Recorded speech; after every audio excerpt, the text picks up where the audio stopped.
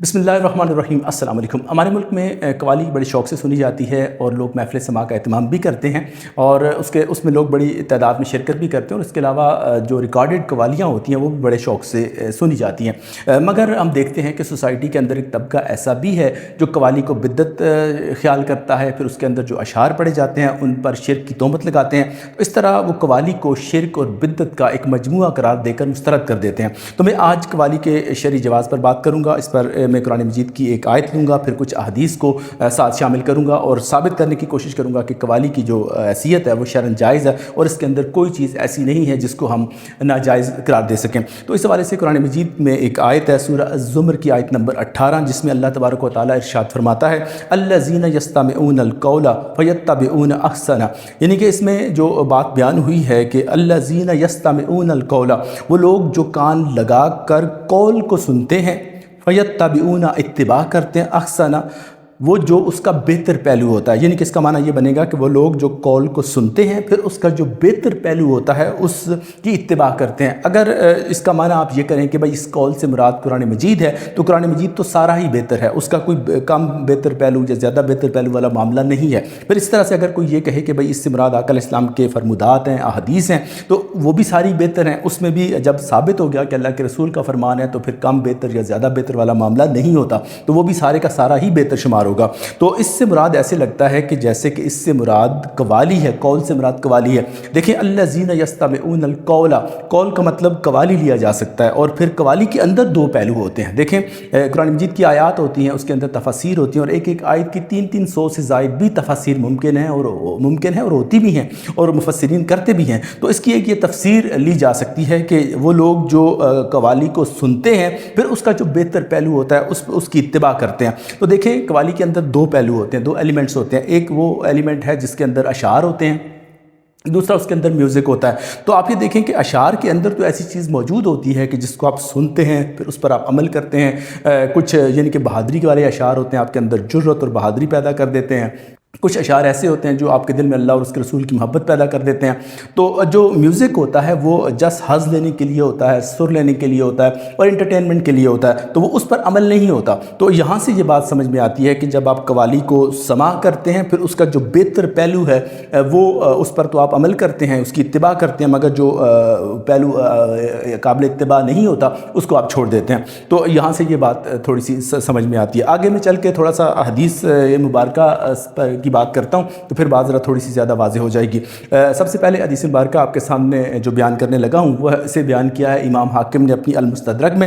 हदीस सही है और इसे बयान किया है, इसकी रिवायत करते हैं हज़रत अनस बिन मालिक रज़ी अल्लाह तआला अन्हु बयान करते हैं कि हज़रत बरा बिन मालिक रज़ी अल्लाह तआला अन्हु बहुत उम्दा आवाज़ के मालिक थे। तो वो अपनी खूबसूरत आवाज़ में अशार पढ़ा करते थे और वो आका अलैहिस्सलाम की जो शजाअत वाली जो ज़िंदगी है, जो बहादुरी वाली ज़िंदगी है, उसके अशार जोशीले अंदाज़ के जो अशार होते थे वो पढ़ा करते थे। तो आप ये देखें कि कवाली के जो दो एलिमेंट हैं, एक जो अशार का पढ़ना, तो ये देखें कि यहाँ पर आका अलैहिस्सलाम का बाकायदा अशार को पढ़ना और तरन्नुम और लह के साथ पढ़ना और सुनना यानी कि साबित है। एक सहाबी पढ़ रहे हैं और आका अलैहिस्सलाम सुन रहे हैं, तो ये सुन्नत साबित हो गई है। तो इस तरह से आप ये देखें कि तरन्नुम के साथ अशार पढ़े जा रहे हैं। फिर उसके बाद में अशार के हवाले से एक और हदीस मुबारका आपके सामने बयान करता हूँ जिसे इश्माइल तिरमिज़ी में बयान किया है और इसका हदीस का नंबर है 246 नंबर। और इसमें जाबिर बिन समुरा रज़ी अल्लाह तआला अन्हु बयान करते हैं कि आका अलैहिस्सलाम की मजलिस में मैं 100 से ज़ायद मरतबा हाज़िर हुआ। तो आका अलैहिस्सलाम की मौजूदगी में सहाबा इकराम मौजूद होते थे और वो एक दूसरे को अशार सुनाया करते थे। आप ये देखें, साफ ज़ाहिर है कोई पाकीज़ा शायरी होगी। तो आप ये देखें कि जाबिर बिन समुरा रज़ी अल्लाह तआला अन्हु इन्होंने इस्लाम कबूल किया आका अलैहिस्सलाम की ज़ाहिर याद की आखिरी दिनों में। तो वो ये बयान फरमाते हैं कि 100 से ज़ायद मरतबा मैं आका अलैहिस्सलाम की मजलिस में गया तो देखा कि सहाबा इकराम एक दूसरे को अशार सुना रहे हैं। उनकी मजलिस में अशार सुनाए जाते थे। तो अशार का सुनना और सुनाना ये सुन्नत साबित हो गया यहाँ से। तो कवाली का एक एलिमेंट यानी कि साबित हो गया कि फिर इस पर बहुत सी अहादीस हैं, मैं सारी तो यहाँ बयान नहीं कर सकता, मगर जो समझने के लिए ये दो जो रवायात बयान कर दी हैं ये काफ़ी हैं। फिर उसके बाद मैं दफ़ की तरफ आता हूँ कि चूँकि कवाली के अंदर एक अशार होते हैं, दूसरा दफ़ होता है, सुर के साथ पढ़ना भी साबित हो गया।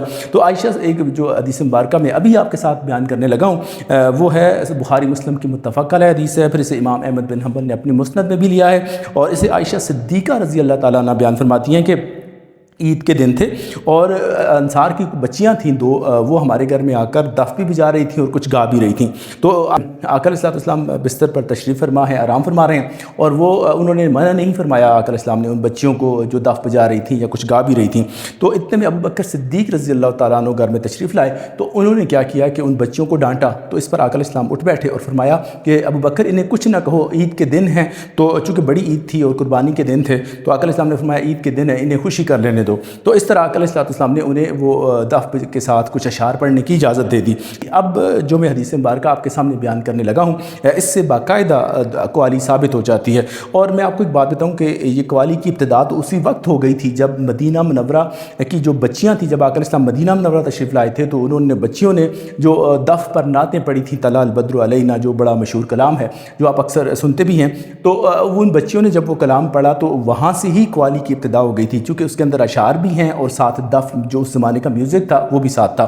تو اب جو حدیث مبارکہ میں آپ کے سامنے بیان کرنے لگا ہوں، حدیث صحیح ہے، اسے ابن ماجہ نے اپنی سنن میں بیان کیا ہے، اور حضرت انس بن مالک رضی اللہ تعالیٰ عنہ سے مروی ہے کہ آقا علیہ السلام ایک بار مدینہ منورہ کی گلیوں میں سے گزر رہے تھے، تو انہوں نے دیکھا کہ چند لڑکیاں جو ہیں وہ دف بجا رہی ہیں اور ساتھ گا رہی ہیں، یعنی کہ نعتیں پڑھ رہی تھیں آقا علیہ السلام کی دف کے ساتھ۔ تو وہ جو اشعار پڑھ رہی تھیں ان کا مطلب یہ تھا کہ ہم بنو نجار کی بچیاں کتنی خوش نصیب ہیں کہ محمد صلی اللہ علیہ وآلہ وسلم جیسی ہستی ہماری پڑوسی ہیں، یعنی کہ آقا علیہ السلام کا پڑوسی ہونے پر وہ خوشی کا اظہار کر رہی ہیں، اپنی خوش قسمتی خوش بختی کے اشعار پڑھ رہی تھیں۔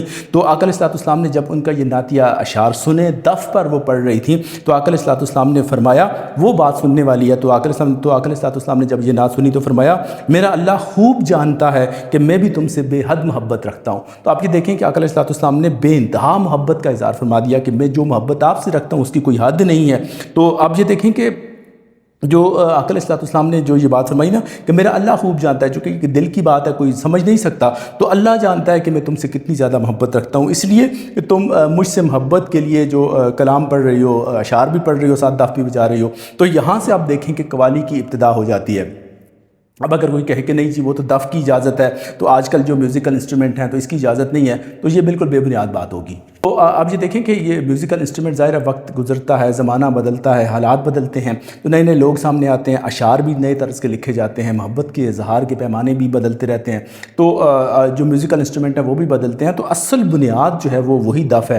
تو آپ جب جدید میوزیکل انسٹرومنٹ ہیں انہیں آپ دف پر قیاس کریں گے تو اس طرح وہ جائز قرار پائے گا۔ تو یہ بات ہے کہ جدید انسٹرومنٹ کا جدید ہونا اس کو ناجائز نہیں بناتا۔ تو جو اصل بات ہے وہ جو اشعار آپ پڑھ رہے ہیں وہ کس نوعیت کے ہیں، اگر وہ اشعار شریعت کے مطابق ہیں تو اس میں کوئی حرج نہیں ہے اور یہ شرعاً جائز ہے۔ تو لہٰذا قوالی جو ہے وہ اصلاً اسلام سے ثابت ہے، اور اس کے اندر کوئی ایسا ایلیمنٹ نہیں ہے جس کو آپ ناجائز قرار دیں، الا یہ کہ اس کے اندر کوئی ایسا شعر ہو جو اس کا کوئی معنی صحیح نہ نکلتا ہو، تو وہ کوئی الگ بات ہے، لیکن بالعموم جو اشعار پڑھے جاتے ہیں وہ بالکل جائز ہیں اور اس میں کوئی ایسی ممانعت والی بات نہیں ہے۔ اللہ تعالیٰ سمجھنے کی توفیق عطا فرمائے۔ جزاک اللہ۔